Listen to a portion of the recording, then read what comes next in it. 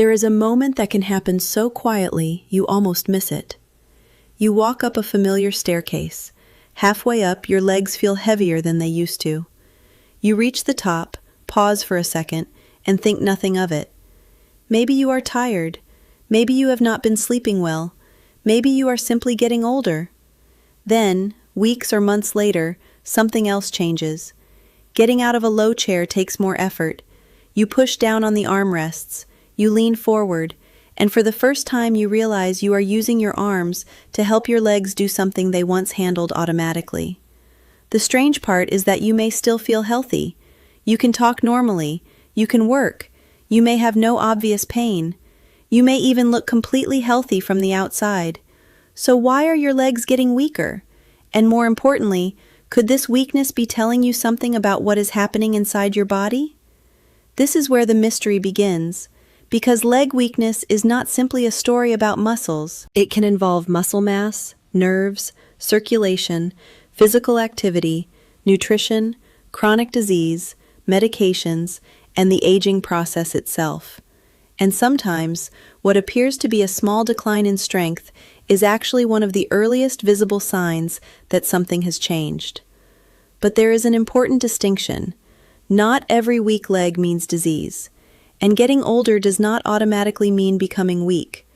The challenge is figuring out where normal aging ends and where something else begins. Why the legs matter. Your legs are doing much more than carrying you from one room to another. Every time you stand, walk, climb stairs, step over an obstacle, or recover your balance, your brain, nerves, muscles, joints, bones, and cardiovascular system are working together. It is an incredibly complicated system disguised as something ordinary. And that is why researchers have become increasingly interested in lower body function. In clinical medicine, simple movements can reveal information that a person may not notice in everyday life. The ability to rise from a chair, for example, requires enough strength and coordination in the legs and hips to move the body's weight upward. The CDC includes the 30-second chair stand assessment among clinical tools used to assess leg strength and endurance. Researchers have also found a relationship between reduced muscle strength and difficulty rising from a chair. In U.S. data from 2011-2012, the CDC reported that the prevalence of reduced muscle strength increased with age, and difficulty rising from a chair increased as strength decreased. That does not mean every person who struggles with a chair has a serious illness. It means something more interesting. A movement that looks almost meaningless can become a window into physical function. And that brings us to the first major suspect in our investigation, a condition known as sarcopenia, the muscle that slowly disappears. Sarcopenia is often described as age-related loss of muscle mass and function, but that definition hides an important detail. It is not simply about having smaller muscles. Muscle strength and physical performance matter too. The World Health Organization describes sarcopenia as a progressive muscle condition involving loss of muscle mass and function. It can be related to aging, but it can also appear earlier in life in association with other conditions. That distinction changes the story. Imagine two people who look almost identical. Both weigh the same. Neither looks frail. But one has gradually lost muscle and physical capacity over several years. The other has maintained much more strength. From across the room, there may be almost no difference. But ask them both to climb several flights of stairs, and suddenly the difference becomes visible. This is one reason the phrase, "I am healthy," can become complicated. A person can have no obvious symptoms of illness while still experiencing a gradual decline in physical function. And the decline does not necessarily arrive dramatically.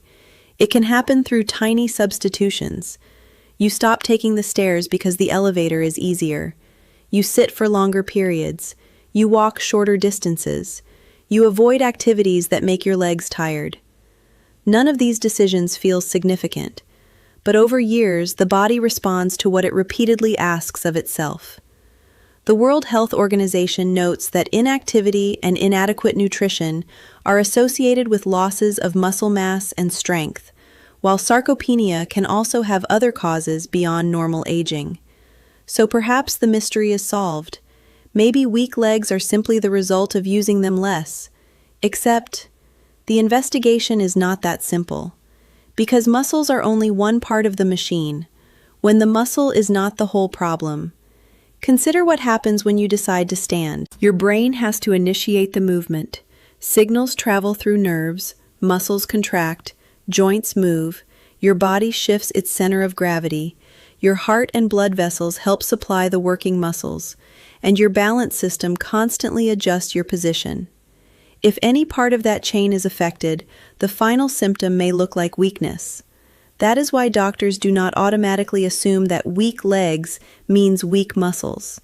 A person might describe heaviness, another might describe fatigue, someone else may say their legs simply do not respond the way they used to. Those experiences can have very different causes. Some problems are primarily musculoskeletal, others involve the nervous system. Circulation can matter. Chronic illnesses can affect physical function. Nutrition can play a role. And certain medications can contribute to dizziness or weakness in some people, which is one reason the CDC recommends that healthcare professionals consider medication-related fall risks when evaluating older adults. The important point is not that every weak leg is dangerous, it is that the same symptom can have very different explanations. And this is where the idea of just getting older becomes potentially misleading. Aging is real, but it is not the whole story. There is no question that the body changes with age. Muscle and bone mass tend to decline as people get older, and these changes can contribute to reductions in strength and physical function. WHO guidelines describe this pattern while also noting that physical activity is associated with better physical function in older adults. But aging is not a single switch that suddenly turns on. It is a long process, and people do not all experience it at the same speed. Two people of the same age can have dramatically different levels of strength and mobility. That is why researchers increasingly look beyond the number on a birthday cake. They look at function. Can someone walk comfortably? Can they rise from a chair? Can they maintain balance? Can they climb stairs? Can they recover after a stumble? These abilities are not perfect measurements of health, but they can reveal something that a standard conversation might not, and the stakes are higher than they may appear. In the United States, the CDC reports that falls are the leading cause of injury among adults aged 65 and older.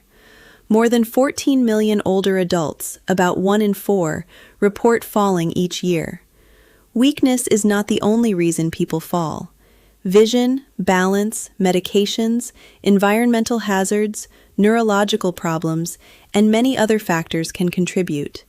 But reduced muscle strength is one recognized risk factor, and once a fall occurs, another problem can begin. An injury can lead to less movement.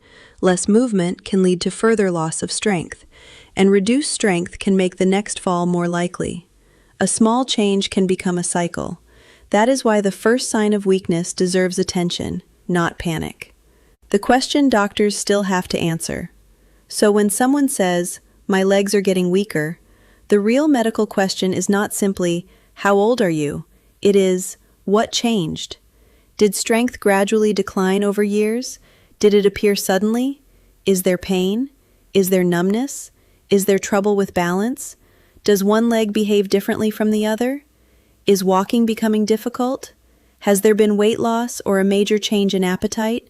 Has physical activity dropped? Are there other symptoms? These questions begin separating ordinary changes from problems that deserve further investigation. And sometimes, the most revealing clue is not what the person feels, but what they can no longer do. Because your legs may be keeping a record of changes that your conscious mind has barely noticed. The stairs, the chair, the walk to the store, the moment you have to catch yourself after losing balance. Each one is a tiny piece of evidence, and when those pieces are put together, they can tell a very different story. But there is still one major suspect we have not examined, because even if muscle loss is happening, why does it happen faster in some people than others? And what happens when the problem is not simply losing muscle, but losing the body's ability to use that muscle properly. That takes us deeper into the mystery, toward the nerves, circulation, chronic disease, and the hidden causes of weakness that can sometimes appear long before a diagnosis. And that is where the investigation continues. The mystery of weak legs now looks very different. We began with what seemed like a simple explanation: aging. But the evidence points somewhere more complicated. Muscle can shrink, strength can decline, physical activity can fall, nutrition can change, and diseases affecting the nerves, blood vessels, or other systems can make the legs feel weak even when the muscles themselves are not the original problem. So the real question is no longer, why am I getting older? It is, what is causing the change in my ability to move? That distinction matters because some causes are gradual and expected, others deserve medical attention, and sometimes the difference can be found in the pattern. The difference between weakness and fatigue. Imagine walking up a hill. Your legs burn. You stop. After a few minutes, you feel normal again. That may be ordinary exertion. Now imagine something different. One leg suddenly feels unable to support you, or your weakness keeps getting worse, or you develop numbness, difficulty speaking, severe dizziness, or trouble controlling your movements. That is a completely different situation. The word weakness can describe many experiences, which is why clinicians look carefully at how it started, how quickly it changed, and what other symptoms appeared alongside it.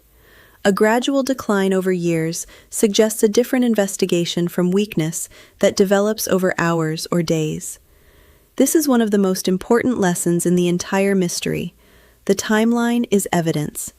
A sudden change is not something to casually blame on aging, and persistent or progressive weakness deserves evaluation, particularly when it interferes with walking, balance, or everyday activities. The hidden role of the nervous system. Your muscles cannot move your legs by themselves. They need instructions. Those instructions travel through an enormous communication network involving the brain, spinal cord, and peripheral nerves. When that network is disrupted, the result can sometimes look like a muscle problem.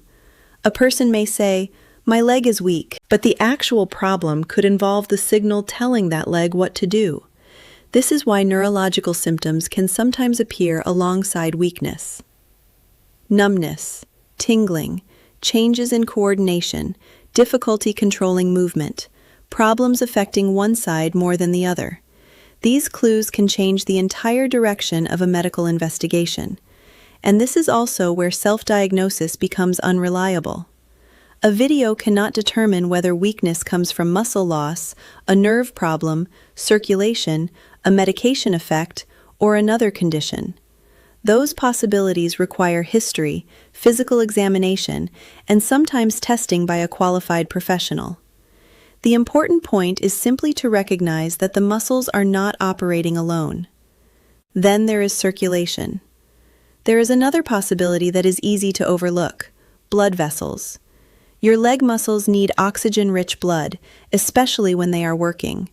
When circulation is reduced, walking can become uncomfortable or difficult. One example is peripheral artery disease, or PAD, a condition in which narrowed arteries reduce blood flow to the limbs.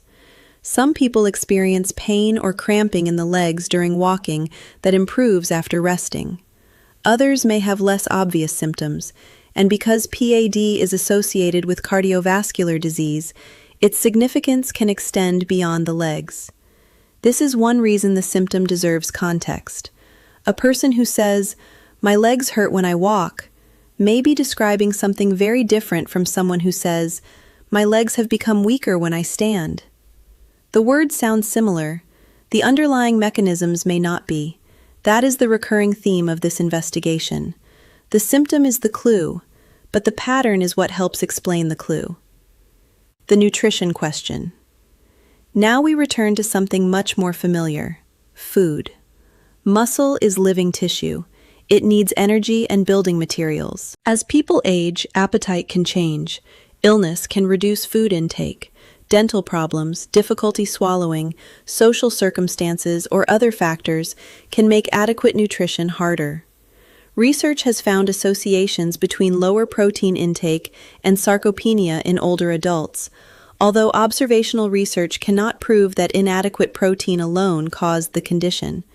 And that distinction matters. Nutrition is part of the puzzle. It is not the entire puzzle. A recent systematic review examining minerals and sarcopenia found potential associations involving nutrients such as magnesium and selenium, but also emphasized that more randomized trials are needed to determine cause and effect. That is what responsible medical storytelling should look like. Not, this nutrient fixes weak legs, but researchers found an association, and here is what we know and what we still do not know. Because health science rarely moves in perfectly straight lines, the most encouraging part of the evidence. At this point, the investigation could sound frightening, but there is another side to the story. Muscle is remarkably responsive to use. Research does not support the idea that decline is simply inevitable once a person reaches a certain age. A 2026 meta-analysis of randomized controlled trials found that resistance exercise improved several measures in older adults with sarcopenia, including muscle strength, walking speed, muscle mass index, and performance on a repeated chair stand test. Earlier research reached a similar broad conclusion. Exercise interventions were associated with improvements in physical performance and muscle strength, although effects on muscle mass were less consistent. That difference is fascinating. It suggests that strength and function are not perfectly tied to how much muscle you can see. A person can become more capable without dramatic changes in muscle size. The nervous system becomes better at recruiting muscle. Movement becomes more efficient. The body adapts. And that is one reason researchers pay so much attention to function rather than appearance alone. The mirror may tell you what your body looks like. A staircase can tell you something different. But there is no single magic solution. This is where many health stories go wrong. They discover one piece of evidence and turn it into a universal solution. Protein, a supplement, a particular exercise, a vitamin, a medication. But the research does not justify such a simple conclusion. A 2026 network meta-analysis of 59 randomized trials involving more than 5,500 participants found that some nutritional interventions, including protein with vitamin D, could improve certain outcomes in older adults with sarcopenia. But medication interventions did not show significant improvements across several key strength and functional measures examined. The message is not that one approach is good and another is bad. The message is that different interventions affect different outcomes, and evidence has to be judged carefully. Muscle mass, strength, walking ability, quality of life, balance, falls. These are not interchangeable measurements. A treatment can improve one without dramatically changing another. That is why a serious medical investigation avoids miracle claims. So, when should weak legs become a medical question? There is no single number that tells everyone when weakness is dangerous, but changes that are sudden, progressive, severe, or interfering with normal activities deserve attention.